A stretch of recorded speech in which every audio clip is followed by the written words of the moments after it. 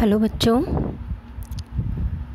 जैसा कि आप सभी को मालूम ही है कि कोविड के चलते क्लासेस नहीं हो पा रही है, तो हमें अपना जो सिलेबस है वीडियो के माध्यम से ही करना है। इसी कड़ी में आज हम फंजाई के जो जनरल कैरेक्टरिस्टिक्स है उन पे चर्चा करेंगे, यानी फंजाई एक इंट्रोडक्शन, उस विषय पर हम चर्चा करेंगे। फंजाई जो है, पहले के जो मानव है फंजाई को मशरूम या टोडस्टूल को देखकर ही समझते थे कि वो ही फंजाई उसे ही समझते थे।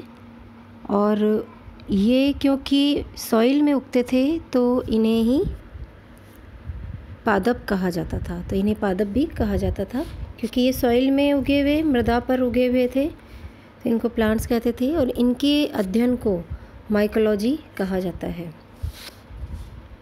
और जो इस शाखा से संबंधित जो वैज्ञानिक होते हैं उनको माइकोलॉजिस्ट या कवक वैज्ञानिक कहते हैं। अब फिर एक साइंटिस्ट थे पियरे एंटोनियो माइकली या मिशेली, उन्होंने 1917 में फंजाई पर एक बुक भी पब्लिश की, बुक लिखी उन्होंने, नोवा प्लांटरम जेनेरा। उसमें उन्होंने कई प्रयोगों द्वारा ये बताया कि कवक अपने बीजाणुओं यानी कि स्पोर्स द्वारा उत्पन्न होते हैं। और इन्हीं साइंटिस्ट को कवक विज्ञान का जनक कहा जाता है। आइकलर ने फंजाई को थैलोफाइटा वर्ग में रखा। विटेकर ने जीव जगत को 5 किंगडम्स जैसे कि प्रोकैरियोटा, प्रोटिस्टा, प्लांटी, माइकोटा, एनिमेलिया आदि में विभक्त किया।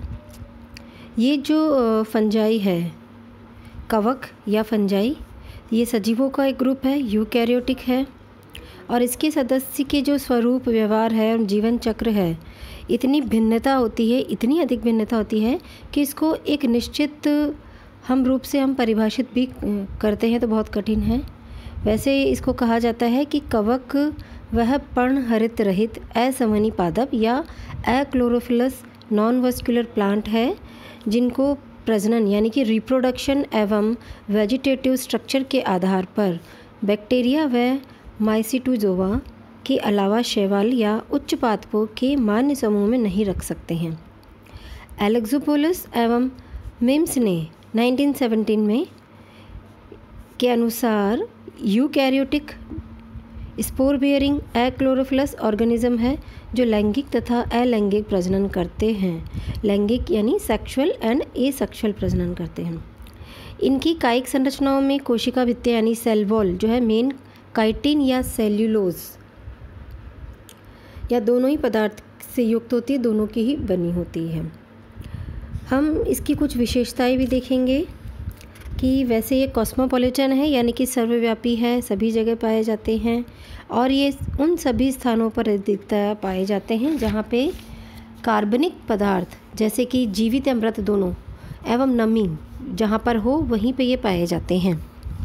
इनमें उच्च अनुकूलन क्षमता, अडेप्टेबिलिटी विद्यमान होती है। अगर हम इनके आवास को देखें तो आवास के अनुसार हम कई प्रकारों में इनको डिस्ट्रीब्यूट कर सकते हैं, विभक्त कर सकते हैं। सबसे पहले तो हम देखते हैं एक्वाटिक फंजाई या जलीय कवक। एक्वाटिक या जलीय कवक, कवक के सभी प्रकार के जलीय आवासों, स्वच्छ जल, समुद्री जल, खुले जल यानी कि पेलेजिक तथा गहराई में, पैंदे में, बेंथिक जोन तक पाई जाती हैं। ये जलीय पादपों एवं जंतुओं पर मृतोपजीवी अथवा परजीवी के रूप में जीवन यापन करती हैं। मृतोपजीवी कवक अपघटनशील पादप एवं जंतु अवशेषों, डूबी हुई शाखाओं, पत्तियों, फलों इत्यादि पर वृद्धि करती हैं। परजीवी कवक के जलीय आवास में पर्यावरण को काफ़ी प्रभावित करती हैं तथा कभी कभी पादप प्लावक शैवालों यानी कि फाइटोप्लांक्टोनिक एल्गी एवं अन्य समूहों जैसे मछलियों में अचानक महामारी फैला देती हैं। इसमें एक कोशिकीय शैवाल अधिक प्रभावित होते हैं। जलीय कवक के मुख्यतः मैस्टिगोमाइकोटिना, काइट्रेट्स, कोलियोमाइसिस एंड ड्यूटेरोमाइसिटीज के सदस्य होते हैं। हालांकि कुछ एस्कोमाइसिटीज़ एवं बेसिडियोमाइसिटीज़ कवकें भी जलीय होती हैं। अब हम देखते हैं टेरेस्ट्रियल फंजाई। टेरेस्ट्रियल फंजाई आवास के आधार पर स्थलीय कवकों को कई समूहों में वर्गीकृत किया जा सकता है, जैसे कि मृदीय कवकें, सहजैविक, लाइकेन एवं माइकोराइजा, परजीवी कवकीय, परजीवी एक्सेट्रा। उनमें हैं सॉइल फंजाई यानी कि मृदीय कवक जो मिट्टी में पाए जाते हैं। सभी समूहों की जो कवकें हैं काइट्रिड से लेकर अगैरिकस तक, जैसे कि मृतोपजीवी, सहजैविक, कृमिनाशक कवकें मृदा में पाई जाती हैं। इनमें कुछ कवकें मृदा आवासी यानी सॉइल इनहैबिटेंट यानी कि जो सॉइल में पाई जाती हैं, स्वतंत्र रूप से मृदा में रहती हैं, जबकि जो और अन्य हैं वो मूल आवासी या रूट इनहैबिटेंट होती जो जड़ों में पाई जाती हैं। मृदीय कवकें इस आधार पर कि वे किस प्रकार के पदार्थ को काम में लेती हैं कई प्रकार की होती हैं, जैसे शर्करा कवक, सेल्यूलोज अपघटनकारी, लिग्निन अपघटनकारी कवकें तथा कुछ विशिष्ट प्रकार के कवक जैसे कि कॉप्रोफिलस, शमल रागी, कृमिनाशक, कीटनाशक इत्यादि। फिर नेक्स्ट है सिम्बायोटिक फंजाई। ये टेरेस्ट्रियल फंजाई है, सहजीवी कवक।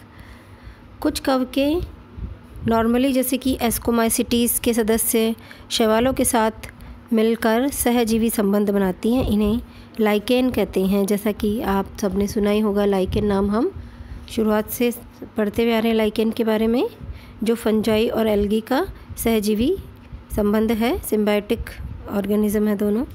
ये चट्टानों तथा पेड़ के तनों पर मुख्यतः पाई जाती हैं।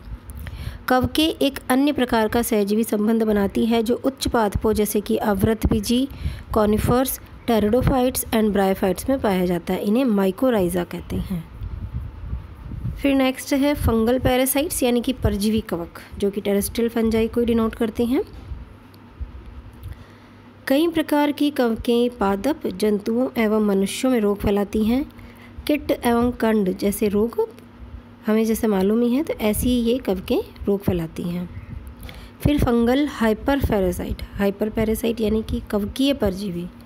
कुछ कवकें अन्य कवकों पर परजीवी रहती है, मतलब फंगस जो है और दूसरी फंजाई के ऊपर पैरासिटिक बन के रहती हैं।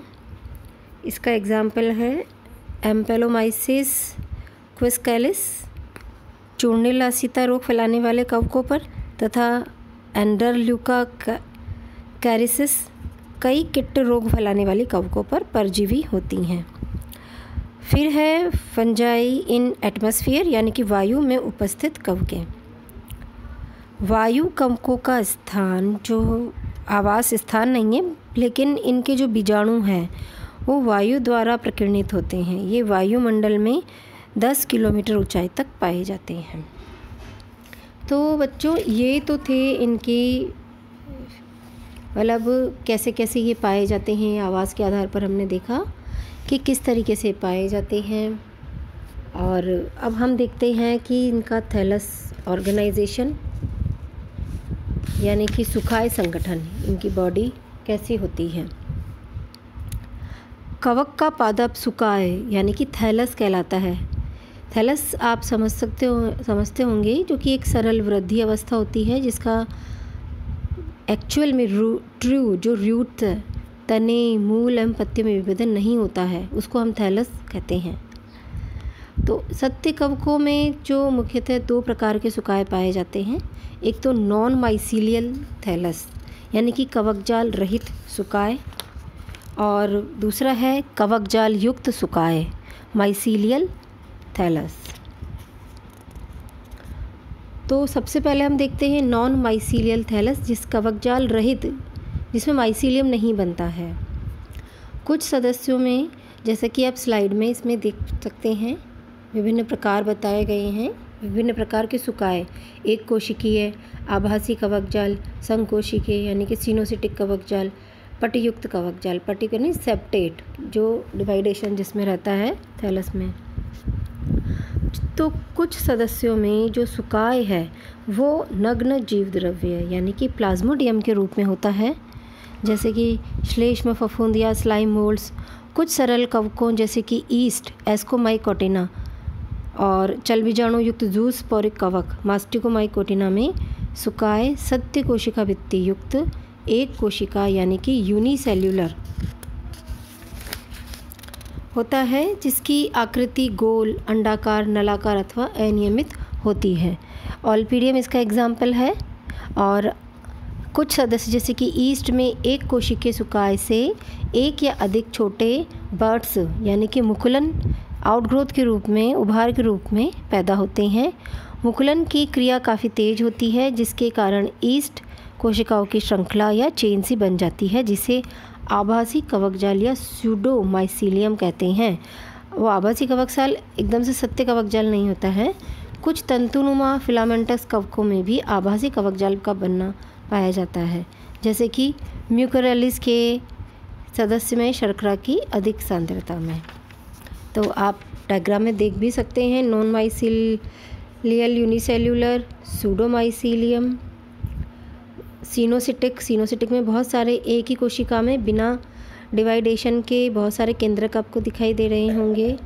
मोनोकैरियोटिक यानी कि एक सिंगल केंद्रक वाला, डाइकैरियोटिक यानी कि एक जो सेप्टा है, सेप्टा के बीच में दो केंद्रक है। फिर मल्टी न्यूक्लिएट यानी कि एक ही कोशिका में बहुत सारे केंद्रक का पाया जाना। तो ये तो नॉन माइसीलियल था। फिर है माइसीलियल थैलस। माइसीलियल जो अधिकतर सत्य कवकों में, जो सत्य होती है ट्रू जिनको कहते हैं, उनको सुकाए तंतुमय यानी फिलामेंटस होता है। तंतु कवक सूत्र या हाइफे कहलाते हैं। इनके जो तंतु हैं वो हाइफे कहलाते हैं तथा सामूहिक रूप में एक जाल सदृश संरचना का निर्माण करते हैं। जो जाल बनता है उसको हम कवक जाल या माइसीलियम कहते हैं, या माइसीलियम कहा जाता है। विभिन्न कवकों में एक महत्वपूर्ण विभेदक लक्षण कवक सूत्र सेप्टा की उपस्थिति या अनुपस्थित होना है। मतलब इनका जो मेन कैरेक्टर्स है वो हाइफे में सेप्टा या पट है या नहीं है, ये इनका बहुत महत्वपूर्ण लक्षण है। इस आधार पर कवक जाल युक्त कवकों में कवक सूत्र दो प्रकार के होते हैं, पटहीन कवक सूत्र एवं पटयुक्त कवक सूत्र। पटहीन यानी नॉन सेप्टेट हाइफे, पटयुक्त यानी कि सेप्टेट हाइफे। जो कवक सूत्र है उनको हाइफे कहा जाता है। तो नॉन सेप्टेट हाइफे या पटहीन कवक सूत्र जो हैं, इस प्रकार के कवक सूत्र oomacetes एवं zygomacetes कवकों की विशेषता है, जहाँ कवक जाल के कोशिका द्रव्य में असंख्य केंद्रक पाए जाते हैं।